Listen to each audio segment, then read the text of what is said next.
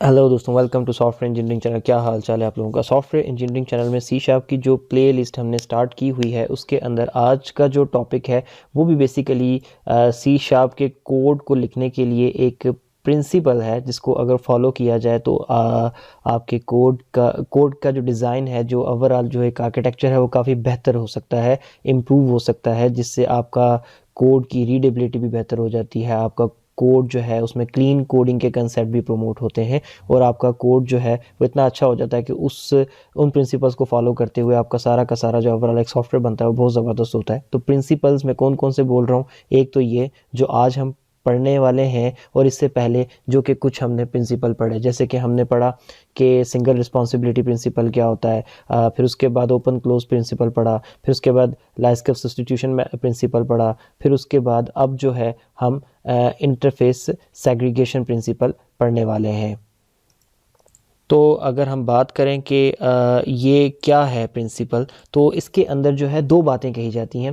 पहली बात ये कही जाती है कि client should not be force to implement any method they don't use. अच्छा, अब इसमें क्लाइंट कौन है और उसको फोर्स कौन कर रहा है, इसकी हम बात करते हैं। तो फॉर एग्जांपल इसमें मैं आपको पहला पॉइंट लिखा हुआ है उसको क्लियर कर देता हूँ कि सपोज़ आपके पास एक इंटरफेस टाइप की क्लास है, आपके पास एक इंटरफेस है। अब आपने इंटरफेस तो बना लिया, अब आप जब एक नॉर्मल क्लास बनाएंगे तो आपने उस क्लास के ऊपर आपने जो इंटरफेस बनाया था उसको इम्प्लीमेंट करना है। तो जब आप उसको इंटरफेस को उस नॉर्मल क्लास के ऊपर इम्प्लीमेंट करेंगे तो वो जो नॉर्मल क्लास है उसको हम क्लाइंट कह रहे हैं यहाँ पे। तो कहा यह जा रहा है कि जब आप एक इंटरफेस को एक नॉर्मल क्लास पे इम्प्लीमेंट करें तो आपने उसको फोर्स नहीं करना है कि उस इंटरफेस में मौजूद जितने भी मेथड्स हैं वो सारे के सारे तुम यूज़ करो ही करो। क्योंकि अमूमन ये होता है कि जैसे ही आप एक क्लास बनाते हैं और उस क्लास के ऊपर आप जैसे ही एक इंटरफेस जो है इम्प्लीमेंट करते हैं तो वो एरर देने लगता है और वो बोलता है कि अब इस इंटरफेस में जितने भी मेथड्स अवेलेबल हैं वो सारे के सारे इस क्लास में इम्प्लीमेंट करो, और अगर आपने एक भी छोड़ा तो मैंने एरर दे देना है। तो अब ये तो प्रॉब्लम आ गई। हो सकता है कि उसमें से कुछ एक दो मेथड ऐसे हों जो कि क्लास प्रोवाइड ही ना कर रही हो, लेकिन आपने उसको फोर्स कर दिया। अब ये क्लाइंट क्लास है जो कि इंटरफेस को यूज़ कर रही थी, उस इंटरफेस की क्लाइंट है। अब इंटरफेस ने उसको फोर्स कर दिया कि तुम ये यूज़ करो ही करो। तो एक ऐसा कोड जो कि ज़बरदस्ती लिखवाया जा रहा है वो फजूल ही है। एक चीज़ ये नहीं होनी चाहिए, इसको हम प्रैक्टिकली भी देखेंगे। उसके बाद दूसरी चीज़ ये कि rather than one fat interface use numerous little interfaces. अब बजाय इसके कि आप एक काम के लिए पूरा का पूरा एक ही इंटरफेस बना लें और उसके आगे दूसरी क्लासेस जो है उसके चाइल्ड बनाते चले जाएं या उसके क्लाइंट्स बनाते चले जाएं, इससे बेहतर ये है कि आप छोटे छोटे डिफरेंट किस्म के इंटरफेसेस बना लें जो कि हर एक इंटरफेस एक अलग रिस्पॉन्सिबिलिटी को रिप्रेजेंट कर रहा हो। यानी कि आप इंटरफेसेस के अंदर सिंगल रिस्पॉन्सिबिलिटी प्रिंसिपल फॉलो कर लें। अगर आपको नहीं पता कि सिंगल रिस्पॉन्सिबिलिटी प्रिंसिपल क्या है तो इससे पहले वाली एक दो वीडियोस के अंदर अगर आप जाके देखेंगे हमारी प्लेलिस्ट में तो हमने उसको बड़े ज़बरदस्त तरीके से कवर कर रखा है। तो अब हम एक एग्जाम्पल लेते हैं और उसकी बेस के ऊपर काम करते हैं, ठीक है। तो अब फॉर एग्जाम्पल मेरे पास जो है एक इंटरफेस है। मैं यहाँ पर अपने प्रोजेक्ट के अंदर इंटरफेस बनाता हूँ और इंटरफेस का नाम मैं रखता हूँ आई प्रिंटर सर्विसेज। यानी कि मेरे पास एक ऐसा इंटरफेस है जो कि प्रिंटर की सर्विसेज को रिप्रेजेंट करता है। सही हो गया। अब मैंने ये बना दिया। अब एक प्रिंटर में क्या क्या सर्विसेज होती हैं, पब्लिक वॉइड प्रिंट पेपर, पहली सर्विस तो यही होती है जी। अच्छा, उसके बाद दूसरी सर्विस क्या होती है, पब्लिक वॉइड स्कैन पेपर। कुछ कुछ प्रिंटर ऐसे भी होते हैं जो कि प्रिंट पेपर को स्कैन करते हैं। अच्छा, उसके बाद एक और तीसरी सर्विस जो है वो भी हम रख लेते हैं, या चलो हम अभी इन दो सर्विसेज की बेस पे हम बात करते हैं। ठीक हो गया। अब मैं क्या करता हूँ कि मेरे पास एक इंटरफेस तो आ चुका है, अब मैं एक नई क्लास बनाता हूँ। अब मैं उस क्लास को ऐड करता हूँ और मैं लिखता हूँ HP सिंपल प्रिंटर। यानी कि मेरे पास एक सिंपल प्रिंटर है HP का। अब जाहिर सी बात है ये एक प्रिंटर है, बेशक सिंपल है लेकिन एक प्रिंटर है, तो इस पे हम एक प्रिंटर सर्विसेज का इंटरफेस तो लगाएंगे ही। अब जैसे ही मैं आई प्रिंटर सर्विसेज का इंटरफेस इस पे लगाता हूँ, इसमें एरर आ चुका है। अब ये एरर क्या कह रहा है, ये कह रहा है कि अब हम इसको देख लेते हैं। शो कॉन्टेक्स्ट एक्शन पे जाते हैं तो ये कह रहा है कि इम्प्लीमेंट मिसिंग मेंबर्स, यानी कि प्रिंटर सर्विसेज के जितने भी मेंबर्स हैं उन सबको HP सिंपल प्रिंटर में लाके इम्प्लीमेंट करो। मैं इस पर क्लिक कर देता हूँ और उसके बाद मैं यहाँ से ओके करता हूँ।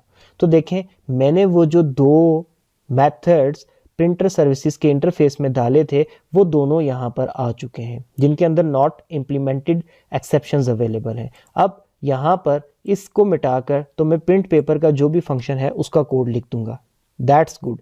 लेकिन क्योंकि ये सिंपल प्रिंटर है और इसमें किसी भी पेपर को स्कैन करने का ऑप्शन ही मौजूद नहीं है, तो इस फंक्शन का क्या मकसद यहाँ पे इसका कोई मकसद नहीं है। तो हम क्या करते हैं कि इसको डिलीट कर देते हैं। लेकिन जैसे ही मैं इसको डिलीट करूंगा तो इशू क्या आ जाएगा, ऊपर से एरर। और वो एरर क्या कह रहा है कि आपने प्रिंटर की सर्विसेज, आई प्रिंटर सर्विसेज के इंटरफेस का एक मेंबर यहाँ पे इंप्लीमेंट नहीं कर रखा। यानी कि अब इंटरफेस जो है वो अपने क्लाइंट यानी कि एचपी सिंपल प्रिंटर को फोर्स कर रहा है कि तुम ये मेथड इंप्लीमेंट करो। अब सिंपल प्रिंटर के पास पेपर स्कैन करने वाला ऑप्शन मौजूद ही नहीं है, तो वो इसको कैसे इंप्लीमेंट कर सकता है, हो गई प्रॉब्लम। लेकिन चलो हम ये कहते हैं कि हाँ ठीक है, हम प्रिंट पेपर वाला जो मेथड है इसकी कोडिंग कर देंगे और इसको नॉट इम्प्लीमेंटेड एक्सेप्शन के साथ छोड़ देंगे। तो ये भी कोई अच्छी बात तो नहीं है। कल जब आपके एचपी सिंपल प्रिंटर की क्लास के आगे डॉट लगाया जाएगा और सारे मेथड्स को बुलाया जाएगा तो उसमें स्कैन पेपर का मेथड भी वहाँ पे शो होगा, और लेकिन उसको इम्प्लीमेंट किसी ने कर दिया तो एरर आ जाएगा, क्योंकि वो तो अवेलेबल ही नहीं है। तो जो चीज़ अवेलेबल नहीं है तो वो दिखाने का मकसद भी नहीं होता। ठीक है, तो यहाँ पर ये प्रॉब्लम ख़राब हो गई। अब आपका जो प्रिंसिपल है इंटरफेस एग्रीगेशन प्रिंसिपल, वो ये कहता है कि आपको करना ये चाहिए था कि आपको अगर ये चीज़ पता चल गई है कि प्रिंटर में सर्विसेज होती हैं, एक सर्विस होती है पेपर प्रिंट करने की, दूसरी होती है स्कैन पेपर करने की, तो थोड़ी सी फर्दर और नॉलेज अगर आप आगे लेते तो आपको ये भी पता चल जाता है कि प्रिंटर भी दो किस्म के होते हैं, एक सिंपल प्रिंटर होता है, एक एडवांस प्रिंटर होता है। अब जो सिंपल प्रिंटर होता है वो सिर्फ और सिर्फ पेपर को प्रिंट करता है, और जो एडवांस प्रिंटर होता है वो पेपर को प्रिंट करने के साथ साथ पेपर स्कैन भी करता है। तो अगर आप ये चीज़ माइंड में रख के डिज़ाइन करते तो आपको पता चलता कि बेसिकली आपको इंटरफेसेस भी दो बनाने चाहिए। अब हम वो सब करके देखते हैं। सबसे पहले तो हम इन चीज़ों को कुछ किसी हद तक रिवर्स कर लेते हैं और हम इस क्लास को सिंपल प्रिंटर को यहीं रहने देंगे और बाकी सारी की सारी चीज़ें हम डिलीट करते हैं। जैसे कि प्रिंटर सर्विसेज की क्लास यानी कि इंटरफेस को मैं डिलीट कर रहा हूँ, सिंपल प्रिंटर की क्लास मौजूद है। अब यहाँ पर जाकर मैं ऐड करता हूँ एक नया इंटरफेस, आई सिंपल प्रिंटर, और उसके बाद इंटरफेस। ये मेरा इंटरफेस तैयार हो गया। अब पब्लिक वॉइड प्रिंट पेपर मैंने यहाँ पर इसमें लिख दिया। अब क्योंकि मुझे पता है कि दो किस्म के प्रिंटर होते हैं, तो अब मैं क्या करता हूँ, एक और इंटरफेस बनाता हूँ और उसका नाम मैं क्या रखूँगा, आई एडवांस प्रिंटर। ठीक हो गया, और इसको मैं इंटरफेस कर देता हूँ और इसमें पब्लिक वॉइड स्कैन पेपर ऐसे कर देता हूँ। अब मेरे पास दो इंटरफेसेस आ चुके हैं। एक ऐसा इंटरफेस है जो कि उन प्रिंटर्स पे इंप्लीमेंट होगा जो कि बिल्कुल सिंपल से प्रिंटर्स हैं, और एक ऐसा इंटरफेस है जो कि उन प्रिंटर्स के ऊपर इंप्लीमेंट होगा जो कि एडवांस किस्म के हैं। तो अभी इस चीज़ को मैं आपके सामने इंप्लीमेंट करता हूँ। मेरे पास ये सिंपल प्रिंटर मौजूद है। अब मैं इसके ऊपर आई सिंपल प्रिंटर का इंटरफेस लगाने जा रहा हूँ। तो मैंने जैसे ही ये लगाया तो मेरे पास ये एक सिंपल प्रिंटर का जो प्रिंट पेपर वाला ऑप्शन है वो अवेलेबल हो गया और मेरा काम ख़त्म। मुझे कोई फोर्स नहीं कर रहा कि आप दूसरा एक ऐसा मेथड भी यहाँ पे इंप्लीमेंट करें जो कि एक सिंपल प्रिंटर में होता ही नहीं है। अब मैं एक नई क्लास बनाता हूँ HP के एडवांस प्रिंटर वाली। क्लास पे गए और यहाँ पे जाके लिखा HP एडवांस प्रिंटर और मैंने ये क्लास बना दी। अब इस HP एडवांस प्रिंटर के अंदर मुझे क्या चाहिए, आई एडवांस प्रिंटर के ऑप्शन। तो मैं इसके ऊपर ऐसे जाकर show context option implement missing member कर लेता हूँ। अब प्रिंटर के अंदर एडवांस प्रिंटर का स्कैन पेपर वाला ऑप्शन तो आ गया, लेकिन स्कैन पेपर वाला तो एक एडवांस ऑप्शन है।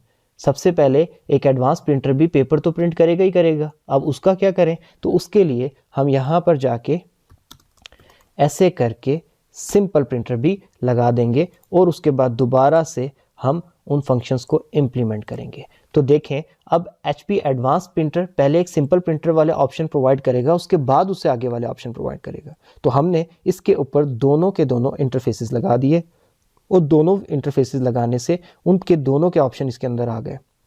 और HP सिंपल प्रिंटर के ऊपर सिर्फ और सिर्फ सिंपल ऑप्शंस चाहिए थे, तो हमने उस पर एक सिंपल प्रिंटर वाला ऑप्शन लगा दिया और उसके सारे के सारे मेथड हमारे पास आ गए। तो अब हमने वो दोनों चीज़ें जो कि प्रिंसिपल हमें कह रहा था हमने इम्प्लीमेंट कर दी। पहली बात ये कि हमने अब क्लाइंट को फोर्स नहीं किया कि तुम इंटरफेस के हर मेथड को यूज़ करो। आप यहाँ पे सिंपल प्रिंटर वाली क्लास में देख सकते हैं, जबकि पहले फोर्स हो रहा था, यानी कि प्रिंसिपल वायलेट हो रहा था। दूसरी चीज़ ये कि rather than one fat interface use numerous little interfaces, तो हमने इस चीज़ को भी फॉलो कर लिया कि बजाय इसके कि हम एक इंटरफेस बनाएं, हमने दो छोटे छोटे इंटरफेसेस बना लिए और उनके अंदर सिंगल रिस्पॉन्सिबिलिटी प्रिंसिपल को फॉलो कर लिया, ताकि अलग अलग चीज़ों को अलग अलग रख दिया जाए। अब इस तरीके से हमारा कोड भी रीडेबल हो गया और कोड ऐसा बन गया कि इसको आप जितना एक्सटेंड करना चाहें इजीली एक्सटेंड भी कर सकते हैं। तो ये बड़ा इजी सा और सिंपल सा प्रिंसिपल था। कोशिश करेंगे जब भी प्रोग्रामिंग कर रहे हो इस प्रिंसिपल को अपनी प्रोग्रामिंग के अंदर ज़रूर फॉलो करें, ताकि आप क्लीन कोड के कंसेप्ट को भी प्रमोट कर सकें और आपका कोड